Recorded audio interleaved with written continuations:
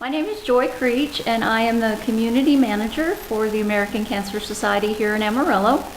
We are a volunteer-led organization. That's something that's very important. So we need volunteers of all ages, backgrounds, experiences, and what is it when you can do something?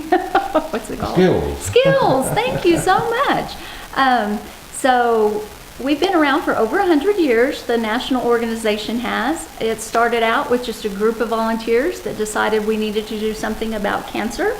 And it has grown from that to thousands of volunteers, not only in the U.S., but across the world. Amarillo is very lucky to have a local chapter. Not all communities do. We have this lovely office. We have Susan Richardson, who is our office manager.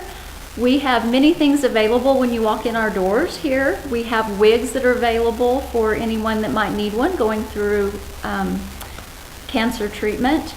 Those wigs are free of charge, so you're welcome to come in and get one of those if you need one. We have all types of brochures and that kind of thing in the office. And then Susan will be happy to help you talk to our patient services department. It's a 1-800 number. You can call it yourself, or you can come in and we'll help connect you with them. When you talk to them, there are all kinds of things that are available through them. We can help you get rides back and forth to your appointments if you need them. If you're traveling out of town, or maybe you're coming in from one of the surrounding communities, more than 30 miles, we can get you a hotel room, either free of charge or at a very low and reduced rate. If you're going to Houston, if you're going to New York, maybe you're going to the Mayo Clinic, anything like that, through that 800 number, you can receive free lodging during your treatment. We also, with that 800 number, you can get a hold of a counselor. We have no stop smoking programs. One of the best things I think we have through that is an insurance help. We have a total department that is, all they do is take care of insurance questions. And it's really amazing because when you're going through cancer, one of the last things you want to have to worry about is taking care of insurance. And as we all know, insurance is not always the friendliest or the easiest to deal with. And this department, you can call them and you can say, should they be paying for this on my policy? And they can tell you yes or no. They have done things like let people know that a drug that they're taking is not covered under their insurance policy, but if they'll ask their doctor to prescribe another drug that is basically the same thing, kind of like Tylenol and Aleve, that type of thing, that it will be covered under their insurance.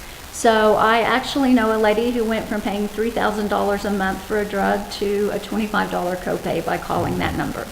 So it truly can be life-changing. So that 800 number is there, but we're here. And locally, we do a lot of things to raise money for the American Cancer Society.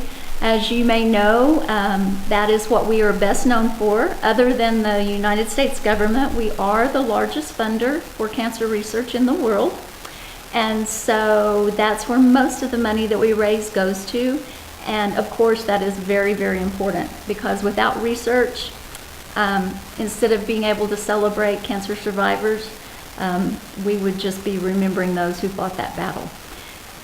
We know that our research is making great strides. Back in the 80s, just for example, a woman that was diagnosed with breast cancer very easily might not be here today, and they definitely were at their home during their treatment. Unfortunately, a lot of the time in bed, but definitely not out in public. Now with that breast cancer diagnosis, most women continue working. They go about their business, they attend their children's games, they do all those kinds of things, and that is all because of research. So some of the things we do locally to raise money, April 6th is our Relay for Life. That's our community program that we have where we actually recognize survivors and caregivers. That's our focus for that. And like I said, that's coming up on April 6th out at the Rex Baxter building. It will be a wonderful time for people to come out from 12 until 9 p.m. So if you are a cancer survivor, or even if you're a caregiver who may have lost your cancer patient, please come out and join us. It'll be a great day, a lot of fun, join with the community, and have some fun and fellowship and support.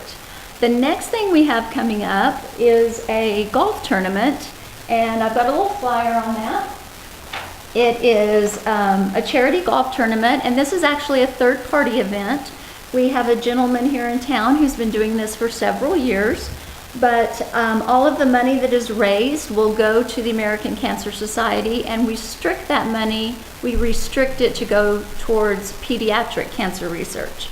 So we would love for you to come out and join the golf tournament. It's a great time. Bring out your team. There's t-shirts for everybody. We're going to have Domino's pizza. When the day starts, they'll have a wonderful meal when it wraps up. And like I said, all the proceeds from that will go to pediatric research. Another exciting thing we're getting to do this year with the sod poodles, which is fun for everybody, is we are actually going to be one of the nonprofits that they will be recognizing this year. And on July the 22nd, a Monday night, that will be our night to be recognized. We have 200 tickets that are just $10 each, and we're going to have a section just for cancer survivors and their families. We would love for everyone to come out and be a part of that. We have the tickets available here at the Amarillo office.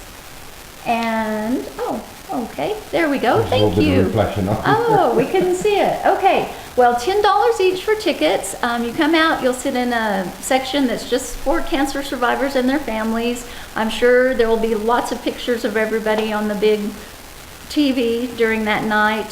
They will visit with us a little bit about what we do, and somebody's actually going to be chosen to throw out the first game ball. So that's going to be a fun evening. We'd love for you to join us for that. Our other big fundraiser for the community is our Cattle Barons Ball, and this year that will be November 2nd. It is also held at the Rex Baxter Building. That is a wonderful adult evening. Starts usually around 6 o'clock, goes throughout the early wee morning hours. That's an amazing fun event. We bring in country and western entertainment. We have a live auction, we have a silent auction, we have an open bar. We usually have some special things going on, liquor shoots, wine, pong. We'll probably have a couple of drawings that will be going on. I hear rumors of a Louis Vuitton purse being one of the items that we'll have. It's a great evening, a lot of fun. It is adult only. We are just in the planning stages for that. We're always looking for sponsors for that. So if you have a business that would like to be a part of that, be recognized throughout all of our PR that we do about that, we would love for you to come aboard. If you want to volunteer, come out and be a part of the people that put that on, we would love that opportunity as well. We also have opportunities for people to drive patients. We have volunteers that we need to help with Relay for Life. We're always needing people that might want to come in and help out in the office. There's lots and lots of ways that you can get involved with the American Cancer Society.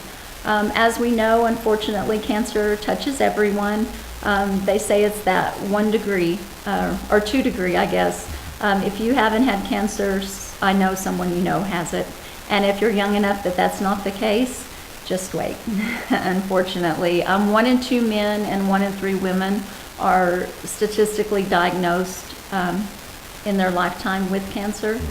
I don't think that that's going to go away, but we are able to fight it now so much better with the screenings and that type of thing.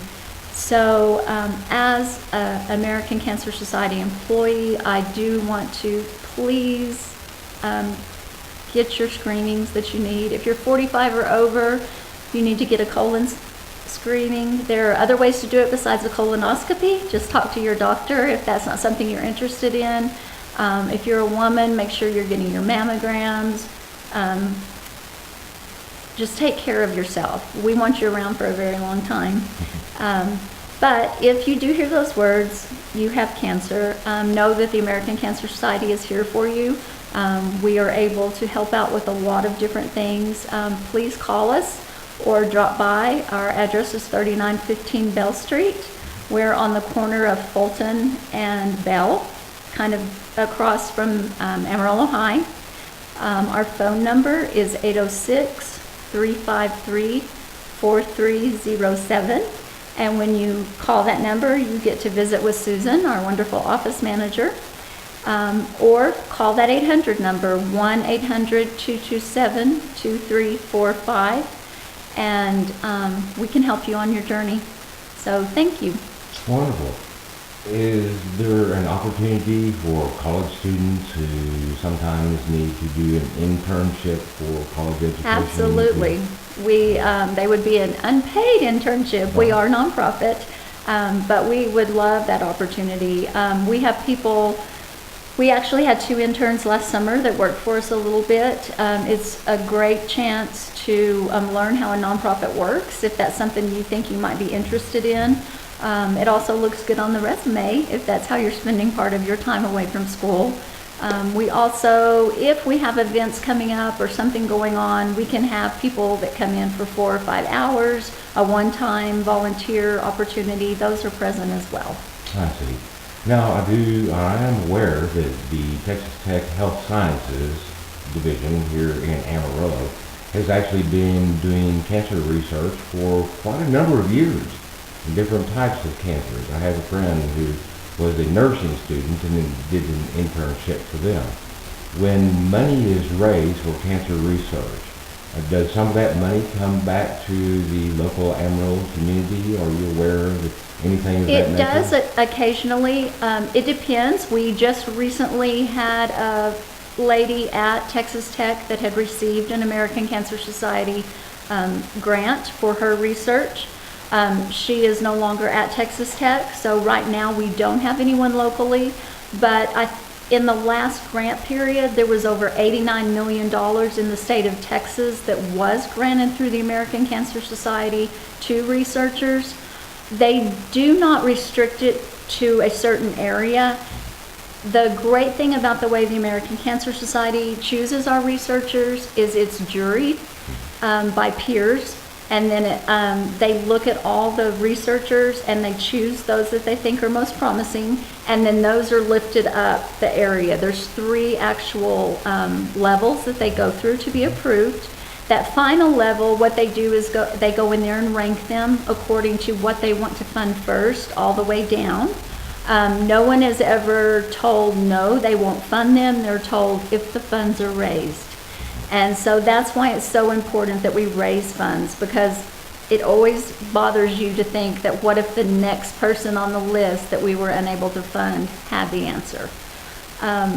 A story I love to tell is about a gentleman that I was lucky enough to hear at one of our conferences, and he had started with Relay for Life as a volunteer with the American Cancer Society when he was in high school.